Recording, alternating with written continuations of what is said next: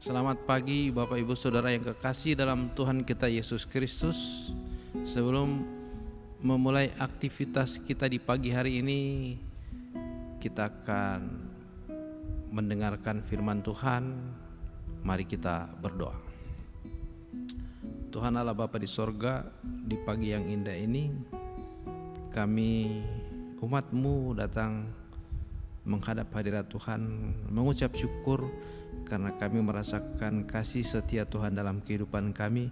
Kami boleh merasakan kebaikan Tuhan dalam kehidupan kami yang memberi kami lagi nafas hidup untuk kami boleh melakukan aktivitas kami di sepanjang hari ini.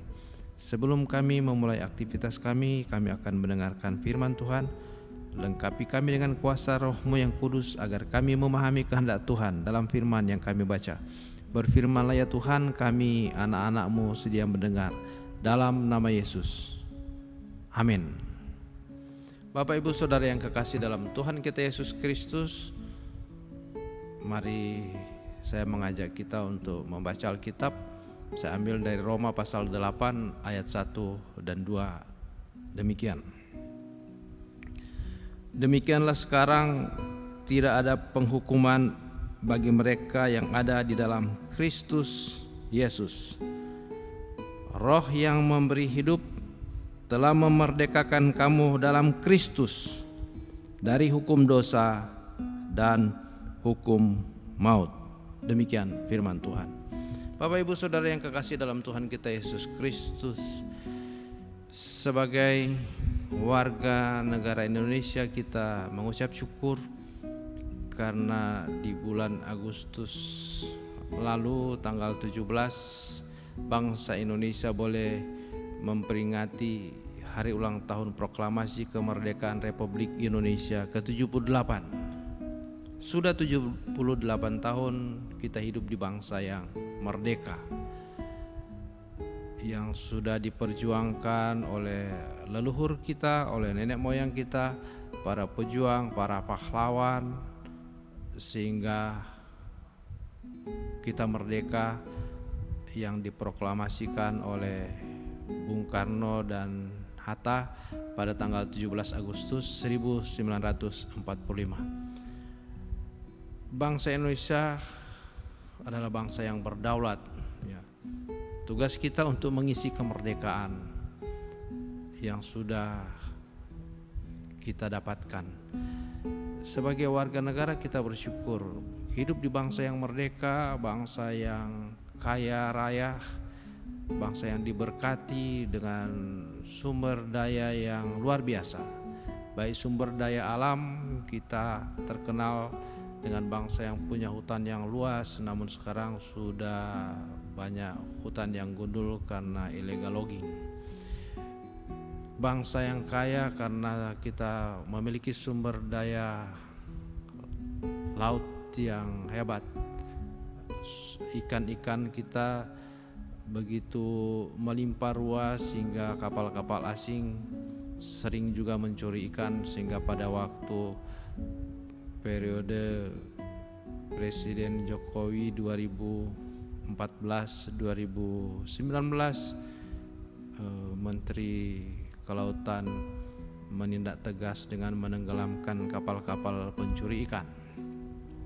Negara kita kaya dengan tambang emas terbesar di dunia yang ada di Timika, Papua, dan sekarang juga sedang dieksplorasi tambang yang ada di Maluku Utara, tambang emas.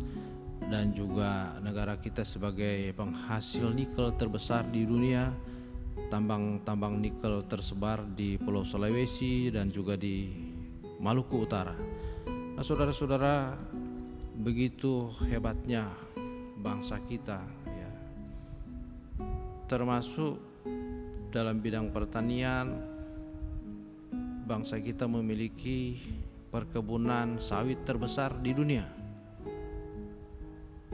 Bangsa yang luar biasa.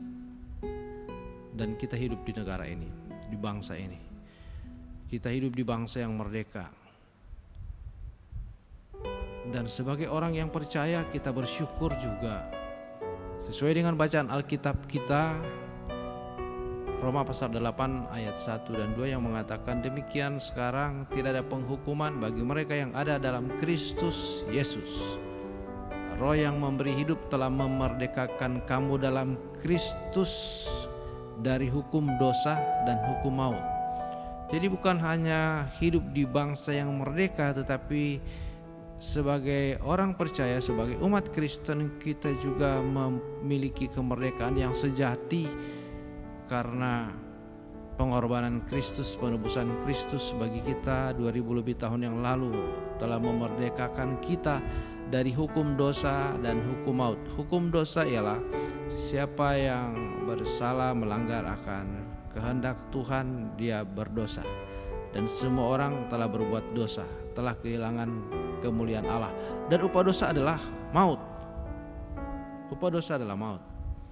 Jadi semua orang berdosa dan upah dosa adalah maut. Sebenarnya kita semua binasa, tetapi Allah tidak menghendaki manusia ciptaannya ini binasa, sehingga dia mengutus anaknya yang tunggal Yesus Kristus datang ke dunia untuk menebus manusia dari dosa, menebus dosa saudara dan saya. Dengan harga yang mahal, tubuh dan darah Yesus. Pengorbanan Yesus 2000 lebih tahun yang lalu adalah pengorbanan yang sempurna sekali untuk selama-lamanya, sehingga kita merdeka, bebas dari dosa. Walaupun kita masih hidup di dunia, ketika kita meninggalkan dunia, kita sudah ada jaminan keselamatan atau hidup yang kekal oleh karena karya pengorbanan Kristus. Kita benar-benar merdeka. Nah, saudara-saudara, selama kita masih hidup di bangsa yang merdeka ini, kita bersyukur karena penebusan Kristus bukan hanya membebaskan manusia dari dosa, memberikan jaminan keselamatan, tetapi juga penebusan Kristus adalah penebusan dari kutuk manusia. Sebab pada zaman Yesus, orang yang mati di kayu salib adalah orang yang terkutuk. Jadi Yesus menanggung kutuk umat manusia di kayu salib, sehingga kita bebas dari dosa dan kutuk. Bagian kita adalah berkat. Jadi dalam Tuhan, selama kita hidup di dunia, Tuhan pasti memberkati, membuka jalan berkat bagi kita. Apapun pekerjaan kita, profesi kita, usaha kita diberkati sehingga kita berhasil. Tuhan memberkati kita semua. Amin. Mari kita berdoa. Segala puji, hormat, dan syukur kami persembahkan kepada Tuhan, karena pagi ini Tuhan sudah melawat kami umat-Mu. Tuhan hadir di tengah-tengah kami lewat pembacaan dan pemberitaan firman-Mu. Terima kasih Tuhan atas firman-Mu. Tanamkan dalam hati kami dan mampukan kami oleh kuasa Roh Kudus melakukan kehendak Tuhan dalam hidup kami, sehingga janji-janji Tuhan digenapi di dalam kehidupan kami. Janji berkat Tuhan akan senantiasa menjadi bagian hidup kami. Kami boleh berhasil dalam segala pekerjaan kami, dalam segala usaha kami dan profesi kami, karena berkat Tuhan. Kami menyerahkan hidup kami, pekerjaan kami, usaha kami, tugas tanggung jawab kami dalam pimpinan dan berkat Tuhan.